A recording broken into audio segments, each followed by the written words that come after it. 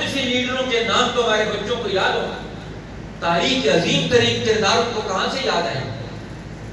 ان کے اخلاق کو کہاں سے یاد آئیں گے؟ اس لیے یہ وہ لوگ تھے کہ جنہوں نے دین کی قدر کی، دین والوں کی قدر کی۔ یہ عشرہ محرم میں 10 محرم الحرام کو حضرت حسین رضی اللہ تعالیٰ عنہ کا یوم شہادت ہے، تو انہوں نے زندگی کے 58 سال گزارے، لیکن 58 سال کا کوئی تذکرہ ہماری زندگی میں ہے نہیں۔ ہم صرف 10ویں محرم 61 ذی الحجہ کی 10ویں محرم کا ایک دن صرف اسی کو گفتگو کرتے ہیں، اور پوری زندگی 58 سال کی حضرت امام حسین کی بھول جاتے ہیں۔ ان کے مسجد نبوی کا دور کیا ہے؟ حضرت عثمان ابن عفان رضی اللہ تعالیٰ عنہ کے زمانہ خلافت سے جوانی کے دور میں آئے، اس دور سے انہوں نے دین کی خدمت کا فریضہ سر انجام دینا شروع کیا۔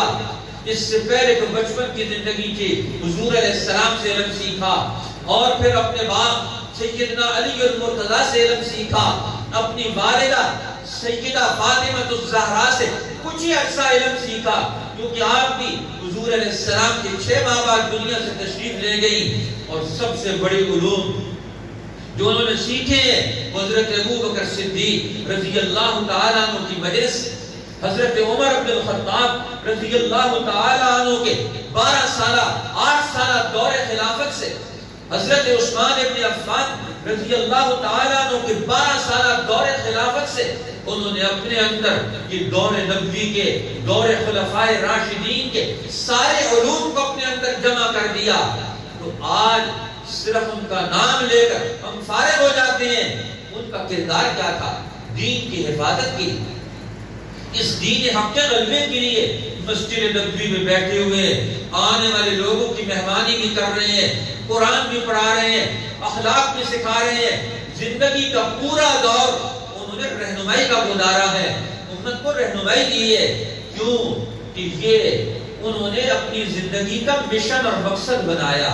آج وہ دین میرے اور آپ کے دروازے پر وہ دلکارا جاتا ہے، جس دین کو اہل بیت نے سینے سے لگایا، جس قرآن کو سینے سے لگایا تھا، اہل بیت کی محبت کا اظہار کر کے، جس کے لیے قربانی دے کر اہل بیت بنے ہیں، وہ دین تو آج بھی ہمارے پاس ہے، وہ قرآن تو آج بھی ہمارے پاس ہے، لیکن اس قرآن کا علم بھی غائب، اس کا عمل بھی غائب ہو گیا۔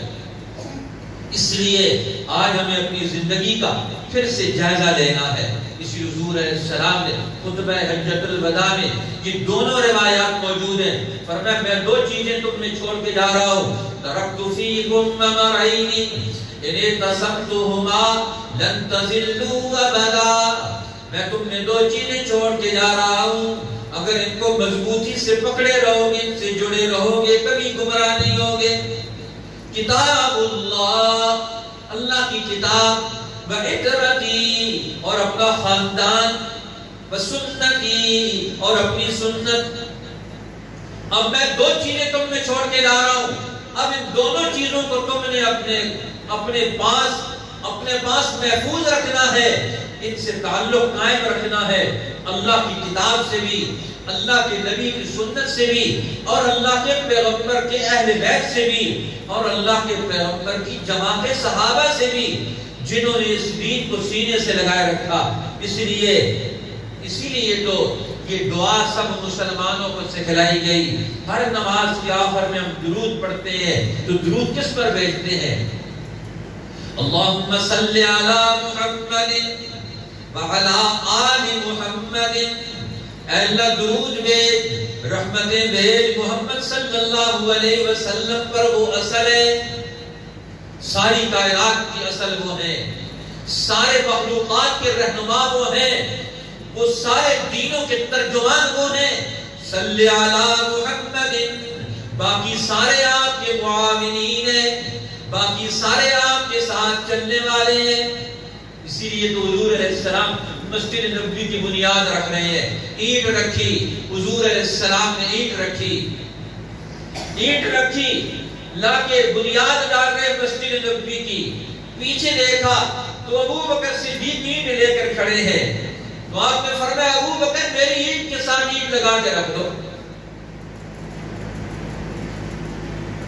انہوں نے اینٹ لگا کے رکھ دی. پھر پیچھے مڑ کے دیکھا حضور علیہ السلام نے تو عمر بن الخطاب کھڑے ہیں اینٹ اٹھائے ہوئے. فرمایا عمر ابو بکر کی اینٹ کے ساتھ اینٹ لگا کے رکھ دو.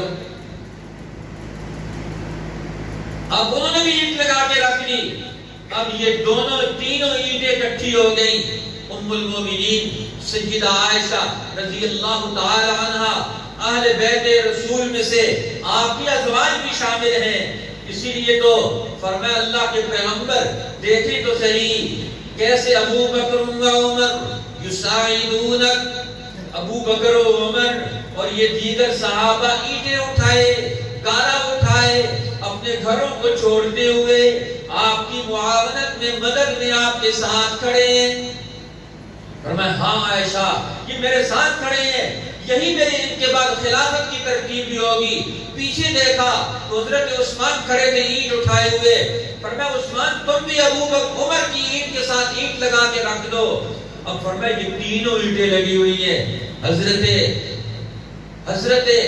حسن ابن علی ابن حسین رضی اللہ تعالی عنہ سے کسی نے پوچھا کہ بتاؤ ما منزلت ابی بکر و عمر من النبی صلی اللہ علیہ وسلم، خانوادہ رسول میں صحابہ کی عزت و احترام کا کیا عالم ہے. ان سے کسی نے پوچھا کہ بتاؤ ابو بکر و عمر کا مرتبہ اور مقام رسول اللہ کے ہاں کیا تھا. فرمایا ان کا مرتبہ مقام پوچھتے ہو، ذرا اپنی آنکھوں کو استعمال کر لو. منزلتہم الساعۃ، جو آج دنیا میں ان کو مرتبہ و مقام حاصل ہے، حضور کے ساتھ دنیا میں یہی ان کے ساتھ دفن ہے. ساتھ ابو بکر کی قبر ہے، ساتھ عمر بن الخطاب کی قبر ہے. اور کیا منزلت و مرتبہ پوچھنا چاہتے ہو؟ کیا منزلت اور مرتبہ پوچھنا چاہتے ہو؟ حضرت امام زین العابدین رضی اللہ تعالی عنہ سے کسی نے مسجد نبوی میں پوچھا کہ بتاؤ ابو بکر و عمر کا مرتبہ اہل بیت کے ہاں کیا ہے. فرمایا ان کا مرتبہ مقام پوچھتے ہو تو فرمایا انا اتولاہما، میں ان سے دوستی اور محبت کا اعلان کرتا ہوں. اور فرمایا ہمارے گھر کا ہر بچہ اور ہر عورت ان سے دوستی اور محبت کا اظہار کرتے ہیں اور ان کو اپنے لیے اسوہ اور قدوہ مانتے ہیں. انہوں نے ہر دور میں ہمارے لیے نہیں پوری امت کے لیے ہر رحمت کو کھینچ کے لانے کا، ہر مفید اور ہر کامیاب ترین چیز کو ہمارے گھروں تک پہنچانے کا انتظام کیا.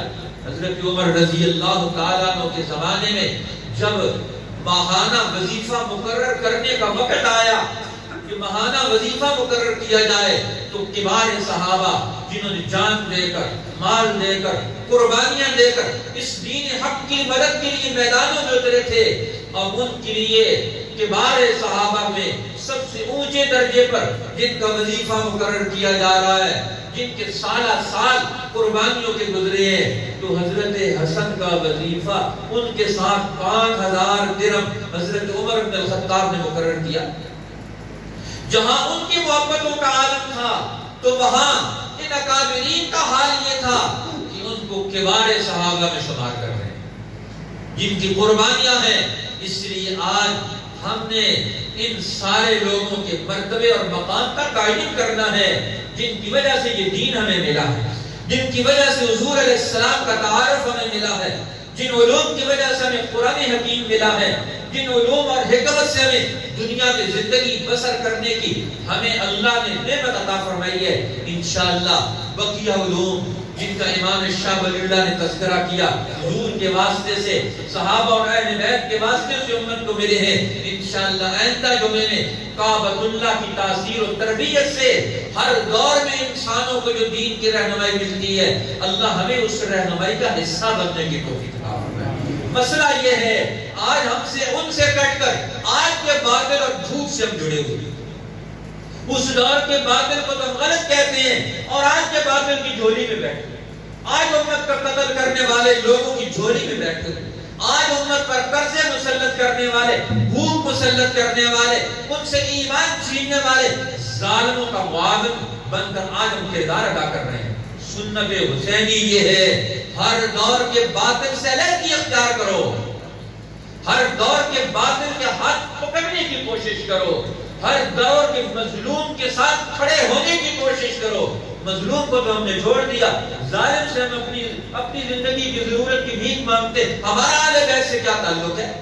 تعلق اس وقت ہوگا جب ہم ظالم کی صف سے نکل کر ہم مظلوم کے صف پہ کھڑے ہوں گے، جب ہم ظالم کے مقابلے میں مظلوم کی حمایت پہ کھڑے ہوں گے، تب ہمارا ان سے تعلق ہوگا۔